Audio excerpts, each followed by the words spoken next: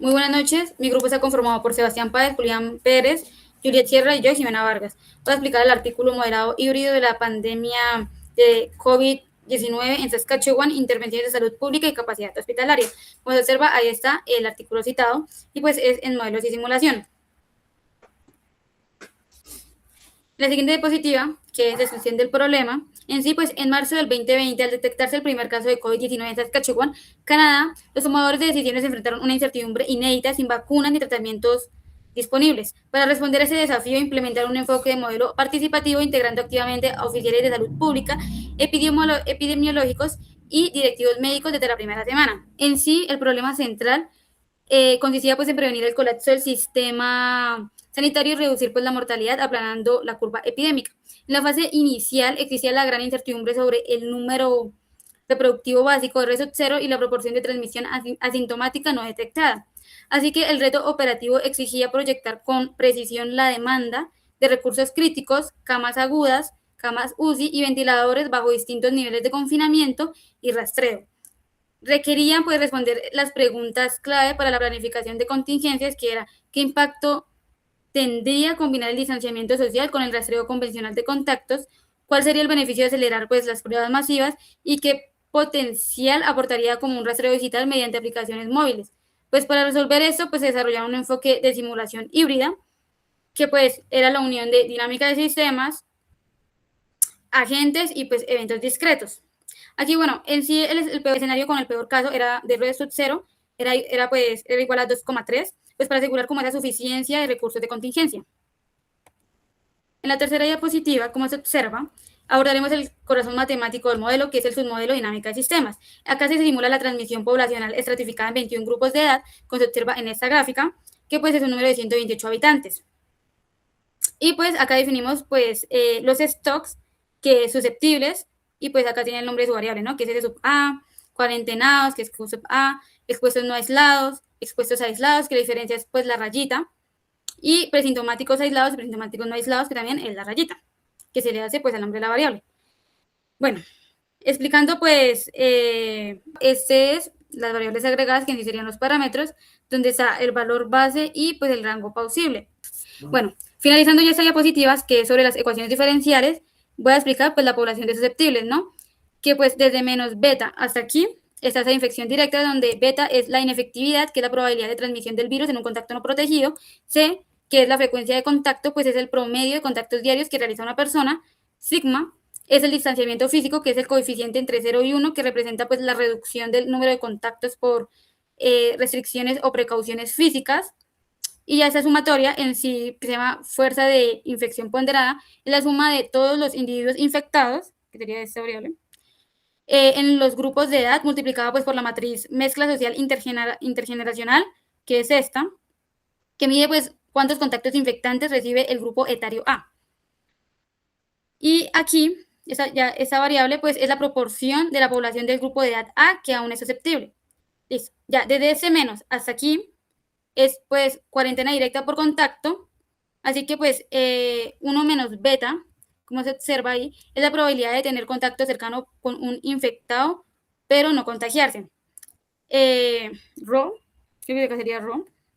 Es la tasa de cuarentena, en sí es la proporción de personas expuestas a un infectado que son puestas inmediatamente en aislamiento, cuarentena por precaución epidemiológica.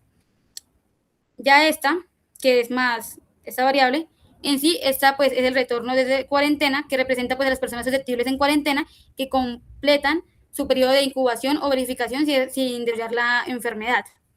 Y pues regresan como al grupo de susceptibles.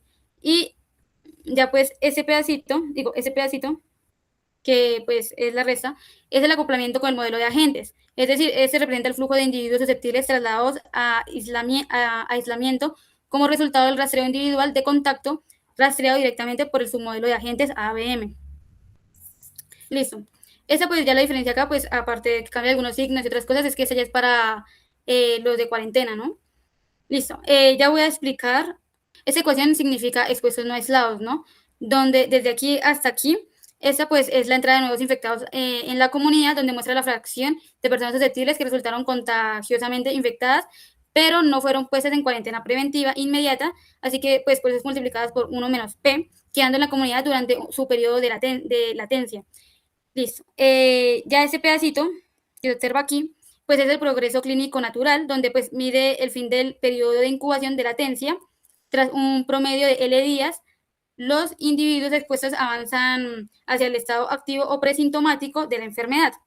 Y este pedazo ya de la última variable es la detección y aislamiento por rastreo. Eso indica pues las personas en periodo de incubación que son rastreadas e identificadas de manera individual mediante el submodelo de agentes ABM antes de presentar síntomas, siendo aisladas de inmediato para cortar la cadena de contagio.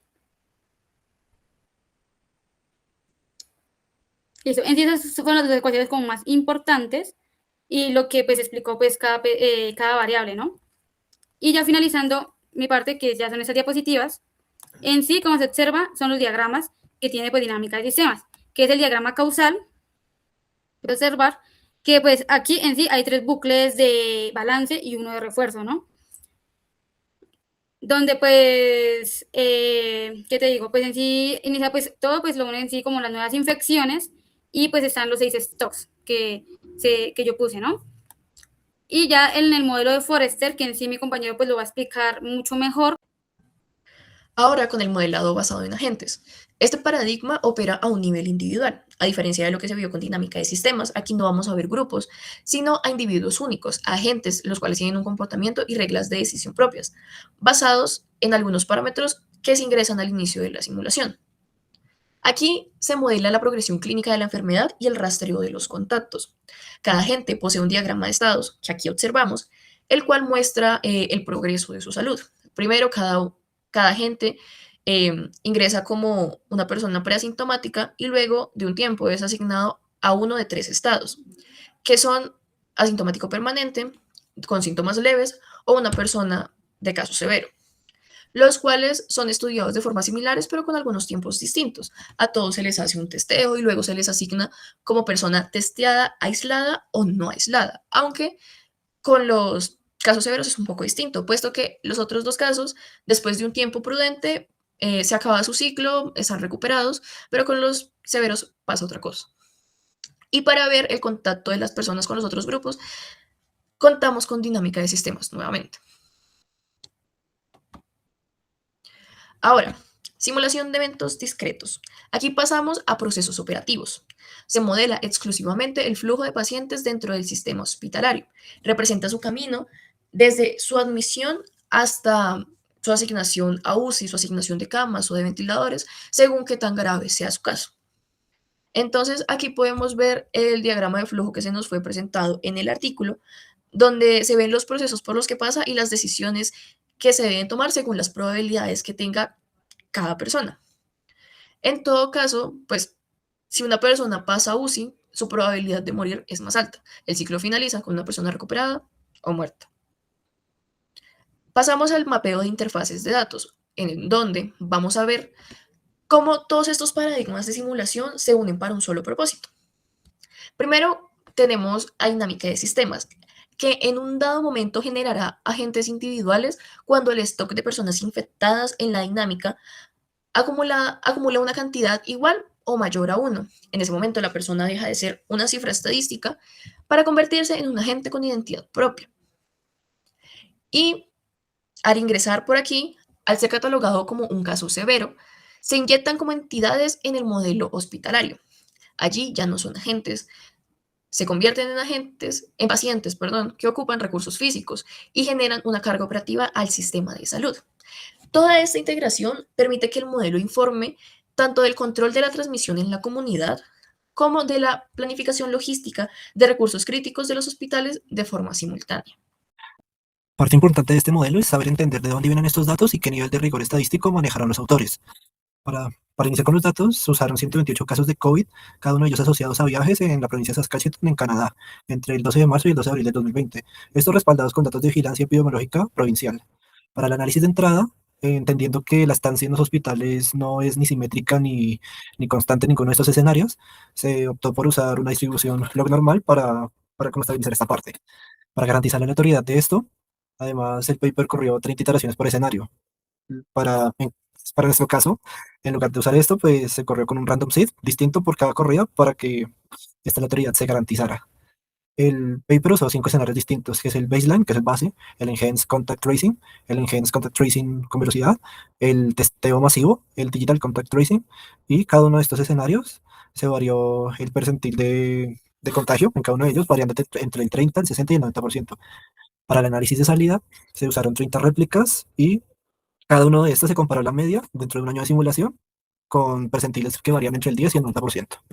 Bueno, para el tema de la codificación y parametrización en AnyLogic, tenemos que, mediante ciertas variables, parámetros que, bueno, están definidos en el artículo, eventos y ciertas funciones para calcular las ecuaciones que están en el artículo, que afectan al tema de dinámica de sistemas. Con esto realizamos nuestra codificación en AnyLogic. Entonces pasemos a ver el modelo.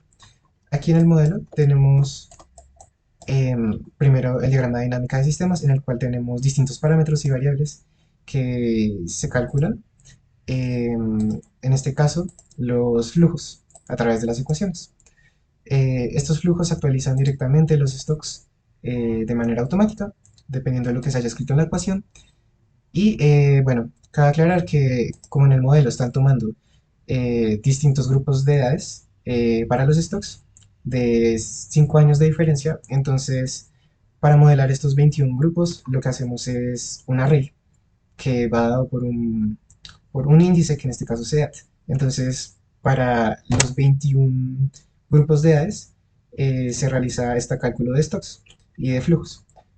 Y bueno, una vez se calcula todo eso para susceptibles, expuestos, infectados, en la parte superior, bueno, de los que no están aislados y de abajo en las que están aislados o en cuarentena, bueno, se calcula todo eso y si llegan a esta parte de infectados, presintomáticos, hay un evento que día a día va revisando si, bueno, va ejecutando esta función de aquí, que revisa que en ese grupo específico, ya sea tanto para los no aislados o los aislados, que su suma de todos los grupos sea mayor o igual a 1. Si esto llega a ocurrir, se puede crear un agente específico para el tema de agentes. Entonces, como son valores que son continuos, realmente lo que se hace es mirar dentro de todos los grupos cuál es el grupo que tiene un mayor valor, una mayor población. Y a este grupo se le decrementa en 1 y luego se añade el infectado específico de acuerdo a su parámetro de aislamiento y su edad, dependiendo del grupo en el que está. Entonces, esto se hace hasta que ya la suma de todos los grupos sea menor a 1 y no se puedan crear más agentes. Una vez ya se crean pues todos los agentes, vienen a esta parte del diagrama de transición de estados, en el cual vamos a tener las distintas transacciones que están implementados mediante una lógica de proporciones. Entonces, en este caso, pues se tiene la proporción de asintomáticos, por ejemplo, que se calcula, bueno, con un número aleatorio y se verifica esa proporción. Entonces, una parte va a ser asintomática, otra parte va a tener síntomas leves y otras síntomas severos. Aquí pues se hace un delay dependiendo de lo que haya especificado en el artículo para el tiempo que necesita el agente en decidir irse a chequear al hospital. Y bueno, luego decide si a ese agente se le va a realizar un seguimiento o no se le va a realizar un seguimiento. Luego, después de cierto tiempo, cuando termina el periodo de infecciosidad, que es un parámetro que tenemos aleatorio, termina en ese estado final, que es el estado de recuperado o muerto. Entonces, hay una diferencia para el caso de severos, que es que cuando es severo, esta gente, cuando decide irse a checar al hospital, se inserta en el diagrama de eventos discretos que yo voy a explicar más adelante. Y bueno, voy a explicar este subdiagrama de acá. Cada agente tiene un subdiagrama de dinámica de sistemas que va a verificar el seguimiento de contactos con su entorno, es decir, revisar cómo se realiza el contagio a nivel micro, a nivel de agente. Entonces, esto va a llevar el seguimiento de todas las personas que tiene a su alrededor, que son susceptibles, en cuarentena, expuestas o ya estados infecciosos. Y cuando son infecciosos, pues salen de- del diagrama y vuelven al principal de dinámica de sistemas para convertirse en un infectado, en un agente. Y bueno, pasemos al de eventos discretos, que como ya había dicho, se hace cuando un agente infectado severo, con síntomas severos, se inyecta en este subdiagrama. Llega aquí, tiene un tiempo de delay de admisión y luego viene acá esta cola. Luego en cierto momento necesita decidir si necesita una camilla UCI o si no la necesita. Si la llega a necesitar, pues viene aquí un periodo previo a que le asignen su camilla necesaria y luego decide a través de una proporción si este requiere un ventilador o no requiere y luego permanece cierto tiempo ahí consumiendo el servicio y luego tiene un tiempo posterior, un delay, en el cual va a salir del hospital. Y aquí ya cuando sale decide a través de una proporción, una probabilidad, si esta gente sobrevive o se muere. Y lo mismo, si aquí decidió que no necesitaba irse, no necesitaba una UCI, pues viene acá y va a consumir el servicio, que bueno, se me olvidó mencionarlo, pero esto consume recursos que son ilimitados en este caso, cada uno de camas de UCI, ventiladores o camas de cuidados intensivos. Y bueno, luego se decide si sobrevive o no sobrevive. Entonces, miremos el modelo corriendo.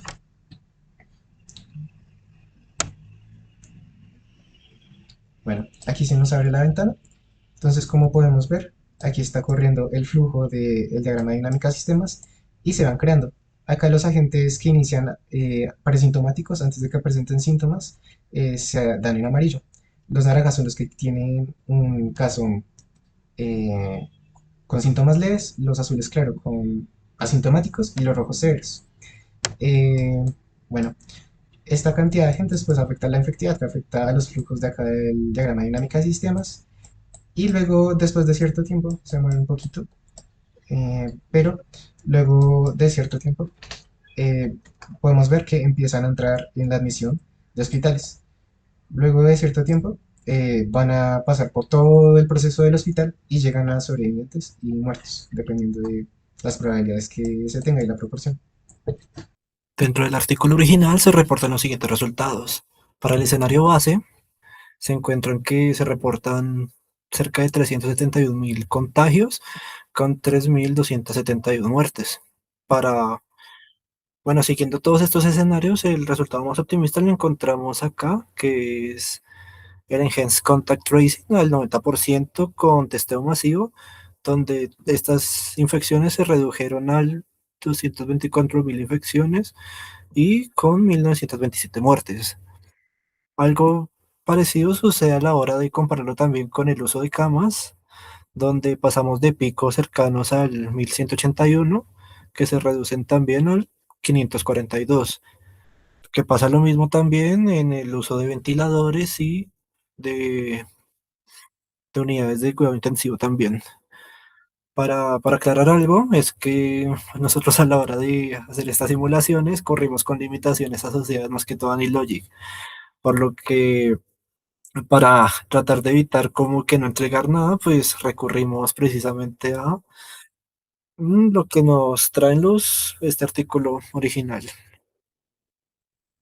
Para la discusión decidimos tomar tres aspectos fundamentales. El primero es porque este enfoque híbrido era necesario.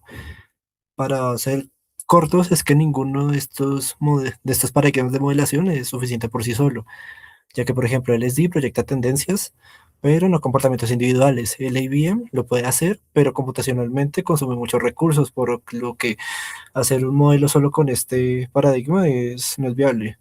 Ya el DAIS es ideal para hacer colas y recursos limitados, ya sean camas, UCIs, etcétera, pero pues no modela comportamientos de transmisión, por lo que la combinación de estos tres es crucial para abordar toda esta temática en este caso.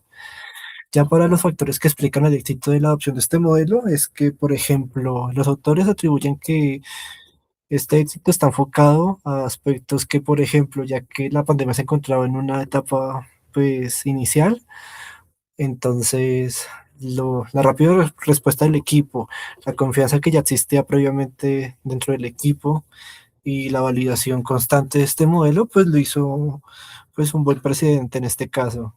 Las limitaciones es que encontramos, pues a la hora de realizar réplicas, es que, por ejemplo, se encontraron limitaciones asociadas a AnyLogic, por lo que nosotros quisimos hacer pues gráficas en este caso que transpusieran el censo de las camas a través del tiempo, pero no fue posible. Esto también pasó a la hora de hacer diferentes escenarios, por lo que nos vimos ciertamente afectados.